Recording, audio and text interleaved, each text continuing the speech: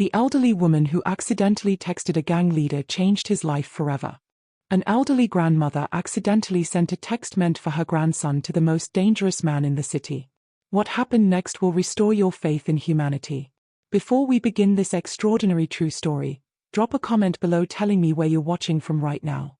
And if you believe in second chances and the power of human kindness, smash that like button and subscribe so you never miss stories like this. Now let's dive in. Margaret Richardson, 73 years old, sat in her modest kitchen surrounded by cookbooks and handwritten recipes passed down through generations.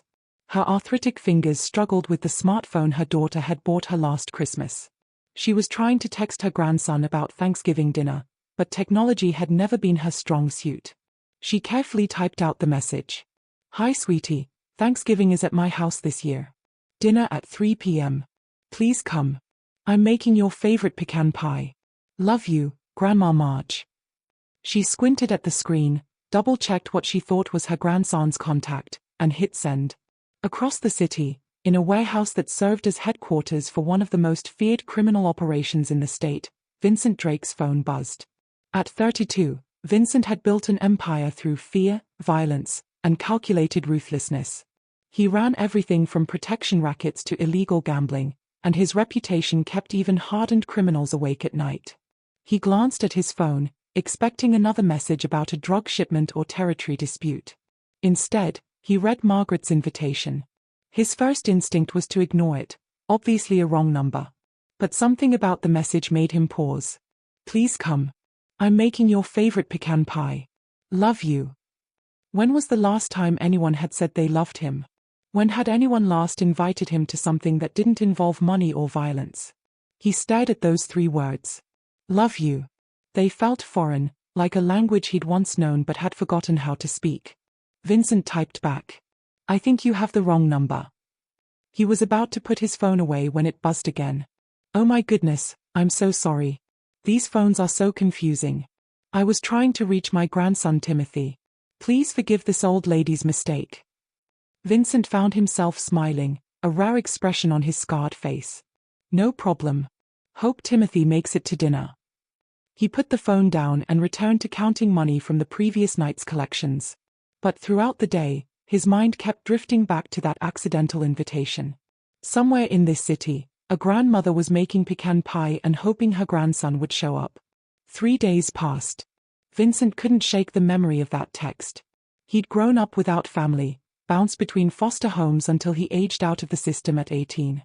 He'd built his criminal empire alone, trusting no one, loved by no one. The idea of someone waiting with homemade pie seemed like something from a different universe. Then his phone buzzed again. Another message from the same number. "Hello again. I know this is strange, but I wanted to thank you for being so kind about my mistake. Most people would have been rude. My grandson Timothy says I need to be more careful with technology. Anyway, I hope you have a wonderful Thanksgiving. Everyone deserves kindness during the holidays. God bless you. Margaret." Vincent stared at the message for a long time. She'd signed it with her name. Margaret. He could easily find out exactly who she was, where she lived. That's what he did for a living, gathering information, exploiting weaknesses. But something stopped him. Instead, he typed, "Thank you, Margaret. You have a wonderful Thanksgiving too." That night, Vincent sat alone in his expensive apartment, surrounded by luxury paid for with blood money. He ordered takeout from an overpriced restaurant and ate in silence. He thought about Margaret making pecan pie, probably in a kitchen filled with the smell of cinnamon and warmth.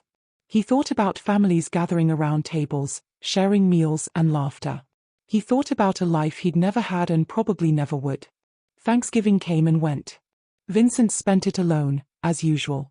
But something had changed inside him.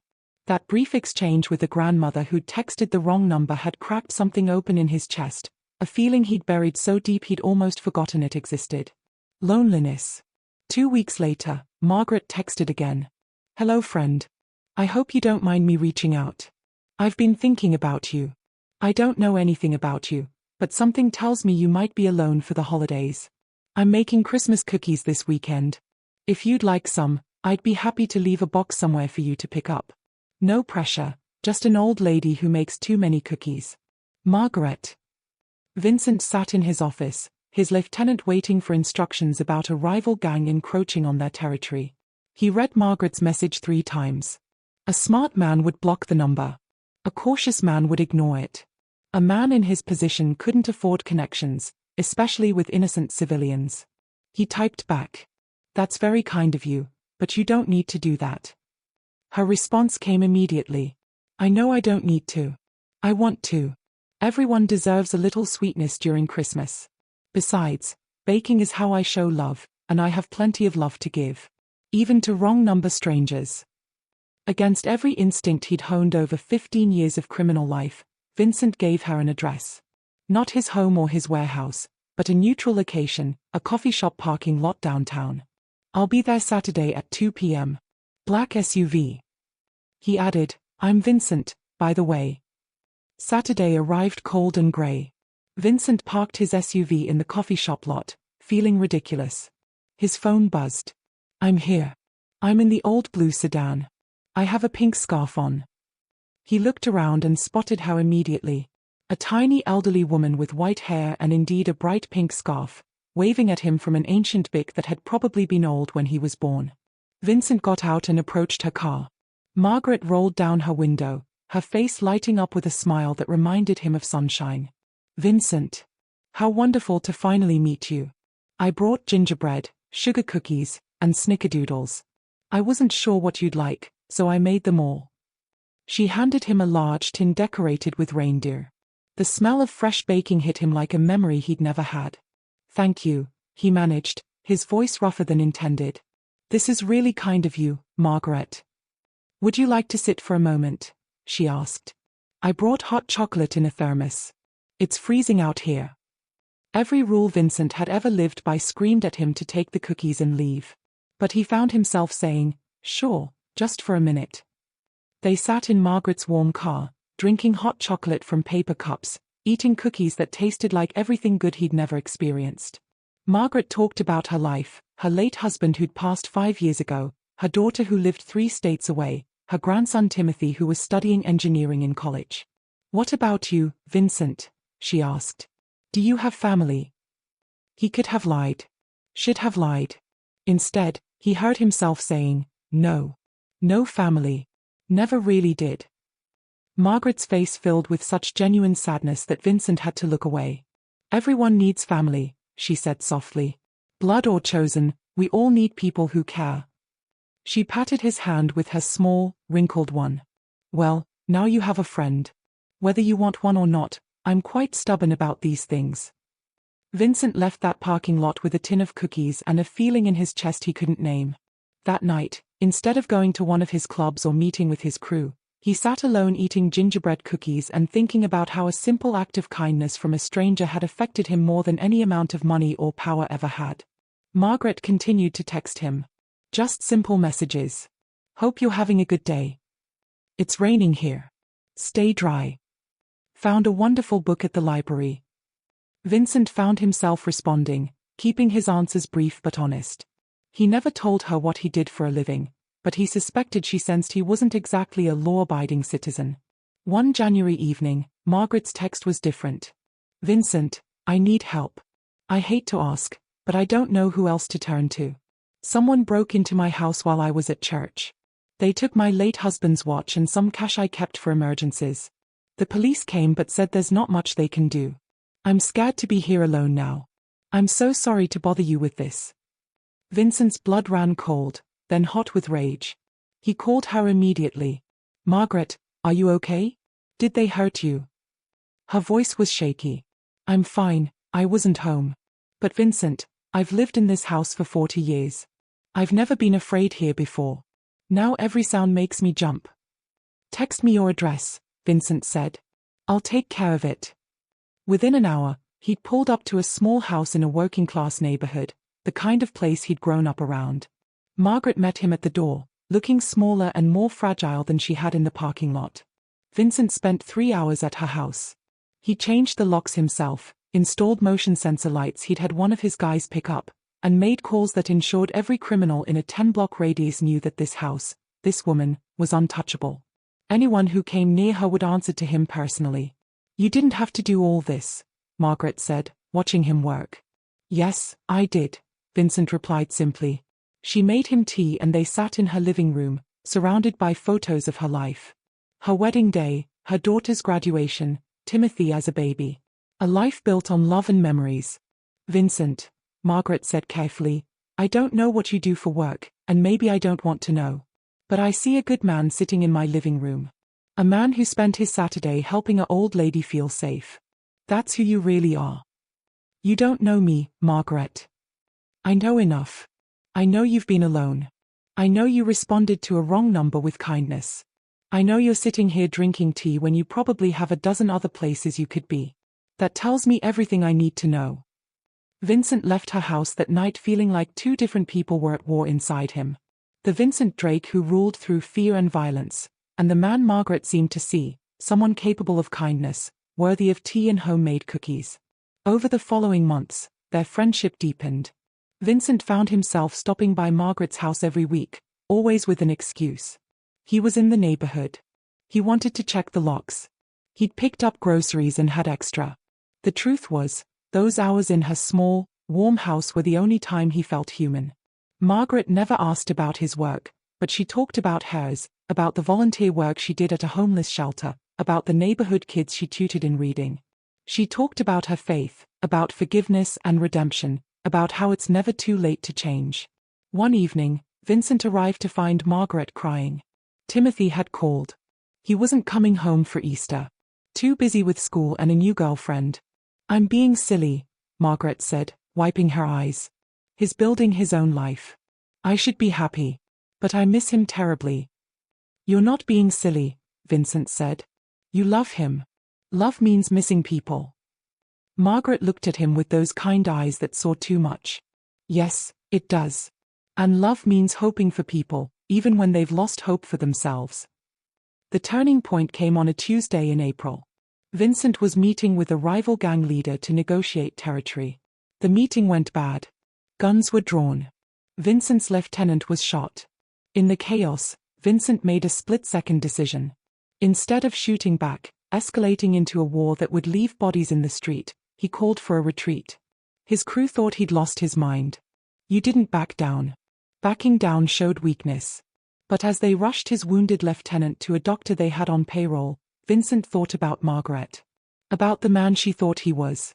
About whether he could become that man for real. That night, he sat in Margaret's kitchen while she made chamomile tea. Something's bothering you, she said. It wasn't a question. Vincent told her everything. Not the specifics, but the truth. What he did. Who he was. The life he'd built on fear and violence. He expected her to be afraid, to ask him to leave.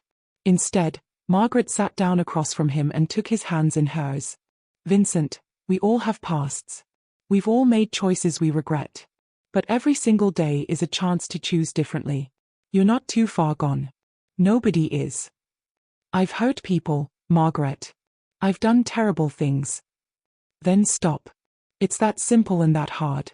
Stop. Choose different. Choose better. It's not that easy. People depend on me. I have responsibilities. Margaret squeezed his hands. The only responsibility that matters is the one you have to your own soul. Ask yourself, when you're my age looking back on your life, what do you want to see? More of what you've been doing?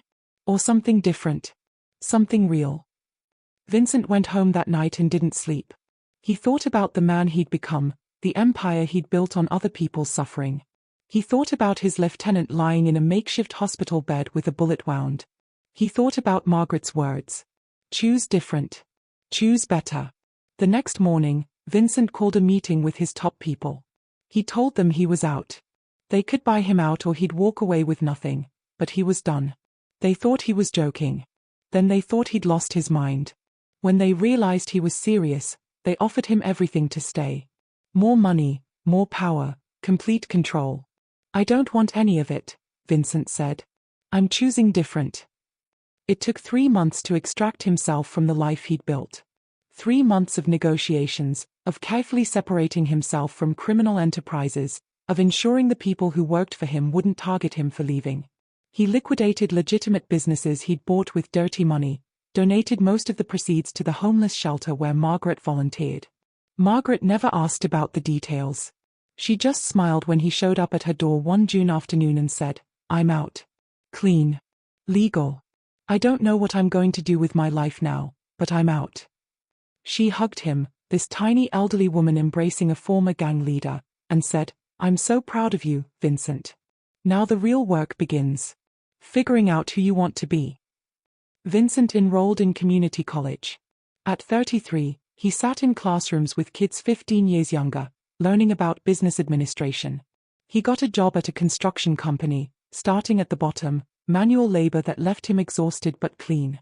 He started attending the church where Margaret went, sitting in the back, listening to sermons about redemption. It wasn't easy. His old life called to him. Easy money, instant respect, the rush of power. There were days he almost went back. But then Margaret would text him. "Proud of you. Keep going. Roast chicken tonight if you want to stop by." And he'd remember why he'd chosen this harder path. A year after their first meeting in that parking lot, Vincent was managing projects at the construction company. He'd earned his associate's degree.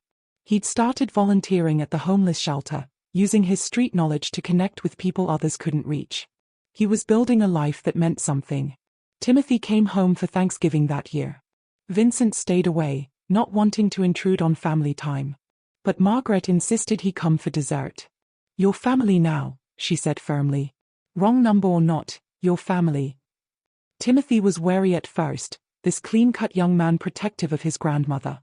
But over pie and coffee, they talked. Vincent was honest about his past, about the changes he'd made. Timothy listened, then said, "My grandmother has good instincts about people. If she trusts you, that's enough for me."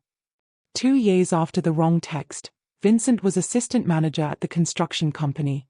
He'd bought a modest house, nothing like his old apartment but honestly earned.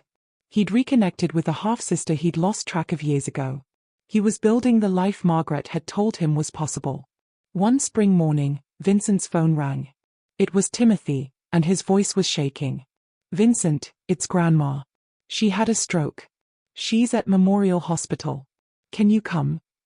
Vincent drove faster than he should have, his heart in his throat. He found Timothy in the ICU waiting room, looking lost.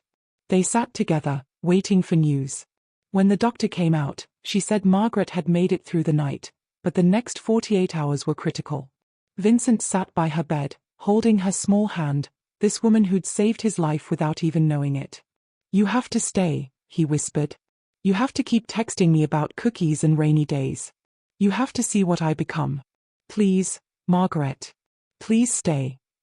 Her eyes fluttered open. Her voice was weak but clear. "Vincent. My wrong number that turned out so right. Don't talk. Save your strength. Have to tell you. So proud. Knew you could change. Knew it from first text." "You saved my life," Vincent said, tears running down his face. "You texted wrong number." I answered. "You saved me." Margaret smiled. "No, sweetie. You saved yourself. I just believed in you first." Margaret spent 2 weeks in the hospital. Vincent was there every day, bringing flowers, reading to her, making sure she wasn't alone. Timothy joked that Vincent was more attentive than actual family. "He is actual family," Margaret corrected. "The kind you choose." Margaret recovered slowly. She couldn't live alone anymore, so Timothy moved back home temporarily. Vincent helped however he could, grocery shopping, home repairs, sitting with her so Timothy could take breaks. He'd gone from gang leader to devoted friend, and he'd never been happier. On the anniversary of that first wrong text, Vincent brought Margaret flowers and a card. Inside, he'd written, "Thank you for the wrong number that changed everything. Thank you for seeing who I could be when I couldn't see it myself. Thank you for choosing to love someone who didn't deserve it. You saved my life. Love, Vincent." Margaret cried reading it. "You did deserve it. Everyone deserves love and second chances. Everyone." They spent that evening looking through old photos. Margaret told stories about her life, her marriage, raising her daughter. Vincent shared his own stories, carefully edited versions of his past, focusing on the lessons learned rather than the darkness. "You know what I think?" Margaret said. I think my husband sent that text. He's been gone 5 years, but he always said he'd watch over me. Maybe he guided my fingers to dial wrong number because he knew you needed someone to believe in you. Maybe, Vincent said, not believing in such things but loving that she did. Or maybe the universe just knew we both needed friend. Either way, I'm grateful. My life is richer for knowing you, Vincent Drake. 3 years after the wrong text, Vincent was general manager of the construction company. He'd completed his bachelor's degree. He'd started a non-profit helping former gang members transition to legitimate work, using his own experience to guide others on the path he'd walked. Margaret's health had stabilized. She still lived with Timothy, but she was back to baking and volunteering, just at slower pace. She came to the grand opening of Vincent's non-profit, cutting the ribbon with scissors she could barely hold because of her arthritis, beaming with pride. Look what came from wrong number, she told everyone who would listen. This wonderful man who's changing lives because someone believed he could change his own. Vincent stood beside her, this tiny elderly woman who'd accidentally texted a gang leader and somehow seen past the violence to the man underneath. No, Margaret, he said. Look what came from you refusing to give up on stranger. From you choosing to see good in someone everyone else had written off. The non-profit thrived. Vincent helped dozens of young men and women leave gang life, offering them what Margaret had offered him: belief, support, and unconditional acceptance. He told them all about the wrong text, about how one small act of kindness had redirected his entire life. Margaret attended every graduation, every celebration, every milestone. She baked cookies for the new participants, texted encouragement to the ones struggling. She'd accidentally texted one gang leader and ended up touching hundreds of lives. 5 years after that first wrong number, Vincent stood at a podium accepting a community service award. He looked out at the audience and found Margaret sitting in the front row, older and frailer but smiling with such pride it made his chest tight. 5 years ago, he said, I was a different person. I'd built a life on fear and violence. I thought power was everything. Then an elderly woman accidentally texted me about Thanksgiving dinner and pecan pie, and everything changed. She didn't know who I was. Didn't know what I'd done. She just knew I was a human being who deserved kindness. He paused, looking directly at Margaret. She taught me that it's never too late to change. That every day is choice to be better. That love and belief can transform even the hardest heart. Margaret Richardson, you saved my life with wrong number. This award isn't mine. It's ours. Everything good I've built came from the foundation you laid with simple text message. The audience stood and applauded. Margaret wiped tears from her eyes. After the ceremony, she hugged him tight. I'm so proud of you, Vincent. But you need to understand, I didn't save you. I just reminded you who you really were underneath all that armor. You did the hard work of becoming that person. We did it together, Vincent said. Wrong numbers and all. 6 years after the text, Timothy got married. Vincent stood as a groomsman, this former gang leader now part of the family he'd never had. Margaret sat in the front row, watching her grandson marry the woman he loved, and beside her sat Vincent's half-sister, reunited family brought together by the ripple effects of one wrong text. At the reception, Vincent danced with Margaret. She could barely stand, but he held her gently, swaying to the music. Thank you, he whispered. For everything. For believing in me. For never giving up. Thank you for letting me in, Margaret replied. For taking chance on lonely old ladies' text messages. For becoming the man I always knew you could be. 7 years after the wrong number, Vincent opened his third non-profit location. Margaret's health was declining, but she insisted on attending. She sat in her wheelchair, wrapped in blankets, beaming as Vincent cut the ribbon. How many lives do you think you've changed? Someone asked her. Margaret thought for a moment. Just one. But he changed hundreds more. That's how kindness works. It multiplies. That night, Vincent sat beside Margaret's bed. She was tired, the day having exhausted her. Vincent, she said softly, promise me something. Anything. Promise me you'll keep choosing love over fear. Keep choosing faith over doubt. Keep being the man who answered wrong number with kindness. I promise, Vincent said, holding her hand. You made me better person, Margaret. I'll never forget that. You made yourself better, she corrected. I just provided the cookies and encouragement. 8 years after the wrong text, on a cold November morning, Margaret Richardson passed away peacefully in her sleep. Vincent got the call from Timothy and felt piece of his heart break. The woman who'd accidentally changed his life with wrong number was gone. At her funeral, the church was packed. Her daughter, Timothy, extended family, friends from church and the shelter, and dozens of young men and women from Vincent's nonprofit. Lives changed because Margaret had believed in one gang leader who'd needed second chance. Vincent gave the eulogy. He talked about wrong numbers and right people. About pecan pie and unconditional love. About how one small act of kindness can change everything. Margaret Richardson taught me that we're all worth saving, he said. That it's never too late to choose differently. She saw good in me when I couldn't see it in myself. She loved me when I wasn't lovable. She believed in me when I'd given up on myself. He looked at the casket, draped in flowers. Thank you, Margaret. For the wrong text that changed my life. For every cookie, every text message, every moment of belief. I promise to honor your memory by continuing to choose love. By helping others the way you helped me. By being the man you always believed I could be. After the funeral, Timothy gave Vincent a box. Grandma wanted you to have this. Inside was Margaret's old phone, a note attached. To Vincent. This phone sent the wrong text that brought us together. Keep it as a reminder that mistakes can become miracles. That wrong numbers can lead to right people. That it's never too late to change. You made my last years so much richer. Thank you for answering. Love always, Margaret. Vincent kept that phone on his desk at the nonprofit. When new participants came in, scared and skeptical, he told them the story. About a gang leader and a grandmother. About a wrong number and second chance. About how choosing differently had given him life worth living. 10 years after the wrong text, Vincent was running a network of nonprofits across 3 states. He'd helped over 1,000 people leave gang life. He'd gotten married to a woman who worked at the homeless shelter where Margaret had volunteered. They'd named their daughter Margaret, Maggie for short. On Thanksgiving Day, Vincent stood in his kitchen making pecan pie from Margaret's recipe, which Timothy had given him. His wife was setting the table.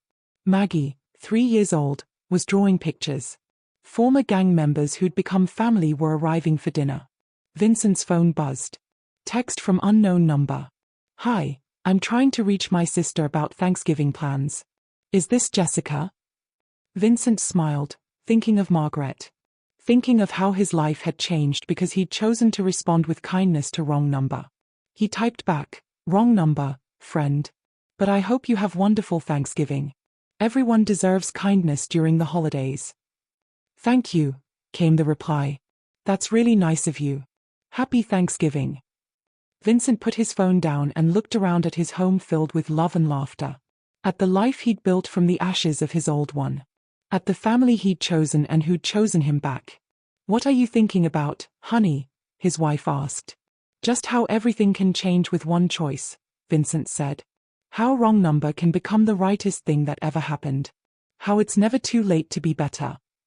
That night, after dinner, after pie, after everyone had gone home, Vincent sat alone with Maggie's baby monitor, watching his daughter sleep. He thought about Margaret, about her belief in him, about her legacy of kindness that continued to ripple outward. He picked up his phone and sent text to Timothy. Thinking about your grandmother today. Missing her. Grateful for her every single day. Timothy's response came quickly. Me too. She'd be so proud of you, Vincent. So proud of the man you've become. That wrong text was the best mistake she ever made. Vincent looked at Margaret's old phone on the bookshelf. It wasn't mistake, he whispered. It was miracle. Because that's what it was. A miracle disguised as wrong number. A salvation wrapped in text message. A second chance delivered by grandmother who'd believed in the impossible.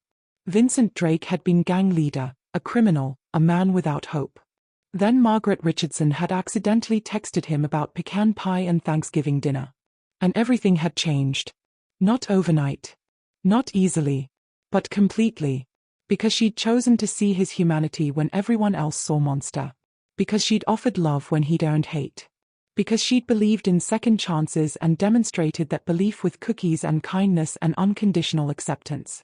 Standing in his home, surrounded by the life he'd built on the foundation of her faith in him, Vincent understood the truth. We're all one wrong number away from changing our lives.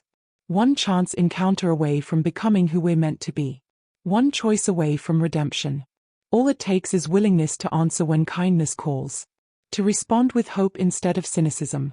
To believe that people can change, that wrong numbers can lead to right people, and that love is always, always worth the risk. Margaret had taught him that. A grandmother with arthritic fingers and a smartphone she barely understood had accidentally taught a gang leader how to be human again. And that lesson continued to echo through every life Vincent touched, every person he helped, every second chance he offered. Margaret's legacy wasn't just in the man Vincent had become. It was in the hundreds of lives he'd changed because she'd first changed his. All because she'd dialed the wrong number and he'd chosen to answer.